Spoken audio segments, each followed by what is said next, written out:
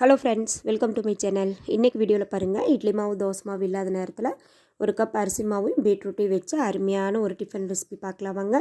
மேலே பாருங்கள், நல்லா கலர்ஃபுல்லாக ரெட் கலர்லேயும் உள்ள ஒரு எல்லோ கலர்லேயும் அருமையான ஒரு ரெசிபி. கிட்ஸுக்கு இது போல் லஞ்ச் பாக்ஸ் செஞ்சு கொடுத்தீங்கன்னா கண்டிப்பாக விரும்பி சாப்பிடுவாங்க. எப்படி செய்கிறதுன்னு பார்க்குறதுக்கு முன்னாடி நம்ம சேனலுக்கு நீங்கள் புதுசாக இருந்தீங்கன்னா மறக்காமல் சப்ஸ்கிரைப் பண்ணிடுங்க. கூடவே பெல் பட்டனையும் கிளிக் பண்ணிடுங்க. வாங்க வீடியோக்குள்ளே போகலாம்.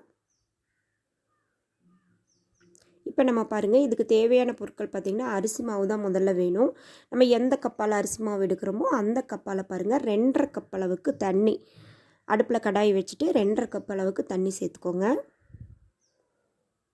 நீங்கள் மீடியம் ஃப்ளேமில் வச்சு நீங்கள் கொதிக்க வச்சுக்கலாம். பாருங்கள், 2 கப் ஆச்சு, இன்னொரு 1/2 கப்பு சேர்த்துக்கலாம்.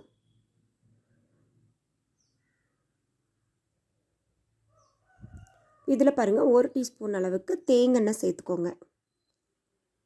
கூடவே கொஞ்சமாக மஞ்சள் தூள். இது அப்படியே இருக்கட்டும். இப்போ ஒரு இடிக்கல்லில் பாருங்கள் 2 பச்சை மிளகாயை நல்லா இடிச்சுக்கலாம். இடிச்சுட்டு நம்ம இது கூடயே சேர்த்துருவோம். இப்போ மஞ்சள் சேர்த்து வரகு நல்லா கொதிக்கட்டும். இப்போ இந்த அரிசி மாவுக்கு தேவையான அளவு உப்பு, ஒரு கப் அரிசி மாவுக்கு ஒரு 1/2 டீஸ்பூன் உப்பு, கொஞ்சமாக பெருங்காயத்தூள் சேர்த்துக்கோங்க. தண்ணி பாருங்கள் நல்லா கொதிச்சிருச்சு. இப்போ அரிசி மாவு வந்து கொஞ்சம் கொஞ்சமாக சேர்த்துட்டு கட்டிப்படாமல் நல்லா கலந்துக்கலாம். நீங்கள் புதுசாக செய்கிறவங்களா இருந்தால் அரிசி மாவை முதலே லைட்டாக வறுத்துட்டு கூட சேர்த்துக்கோங்க, கட்டி எதுவுமே வராது. பாருங்கள், இது போல் நல்லா திரண்டு வரணும். நம்ம ஒரு கப் அரிசி மாவுக்கு 2.5 கப் அளவுக்கு தண்ணி எடுத்துருக்குறோம், சரியாக இருக்கும். பாருங்கள், நல்லா திரண்டுருச்சு. இந்த ஸ்டேஜில் ஸ்டவ் ஆஃப் பண்ணிக்கலாம். ஓரளவுக்கு கை பொறுக்கிற சூடு வந்ததுமே சின்ன சின்ன பால்ஸாக வந்து நம்ம உருட்டி எடுத்துக்கலாங்க. நம்மளுக்கு எவ்வளோ சைஸ் பெருசாக பால்ஸ் வேணுமோ அது போல் நம்ம உருட்டி எடுத்துக்கலாம். பாருங்கள், எல்லாமே நான் வந்து ரெடி பண்ணிட்டேன்.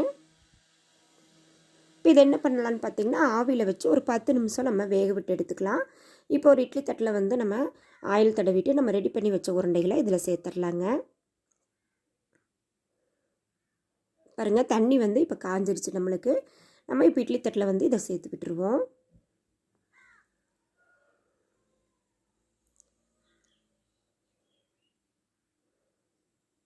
இப்போ ஒரு மூடியை போட்டுட்டு ஒரு 10 நிமிஷம் நம்ம வேக விட்டு எடுத்துக்கலாங்க. அவ்வளோதாங்க, 10 நிமிஷம் ஆயிடுச்சு. பாருங்கள், நல்லா வெந்து சாஃப்டாக இருக்குது. இது அப்படியே ஆறிட்டு இருக்கட்டும்.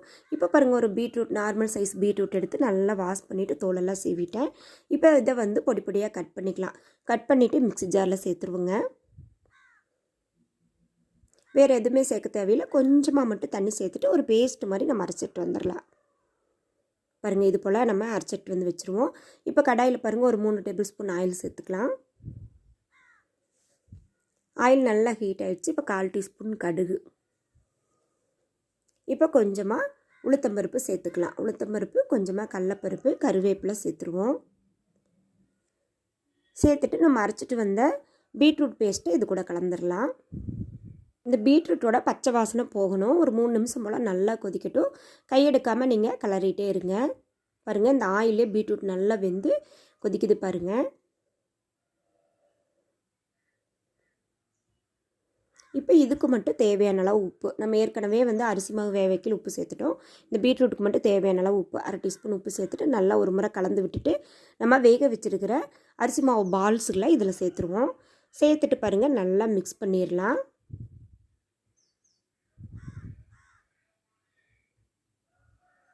நல்லா மிக்ஸ் ஆகி வருதுங்க.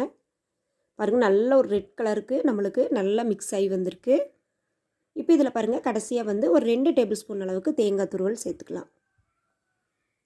தேங்காய் துருவல் சேர்த்துட்டு நீங்கள் ஒரு முறை நல்லா கலந்து விட்டுருங்க. அடுப்பை வந்து இந்த ஸ்டேஜில் லோ ஃப்ளேமில் வச்சுட்டு கலந்துக்கோங்க. நம்மளுக்கு பால்ஸ் எதுவுமே உடையாது, ஏன்னா நம்ம நல்லா வேக வச்சிட்டோம். நல்லா மிக்ஸ் பண்ணி எடுத்துருங்க. அவ்வளோதாங்க, சூப்பரான நம்மளுக்கு பீட்ரூட்டு அரிசி மாவு வச்சு டிஃபன் ரெசிபி ரெடி ஆயிடுச்சு. ஃப்ரெண்ட்ஸ், டெய்லி இட்லி மாவு தோசை மாவு இல்லாத நேரத்தில் என்ன பண்ணுறேன்னு யோசிக்கிறதுக்கு இது போல் பீட்ரூட்டு அரிசி மாவு இருந்தால் அருமையான ஒரு டிஃபன் ரெசிபி செஞ்சு பாருங்கள்.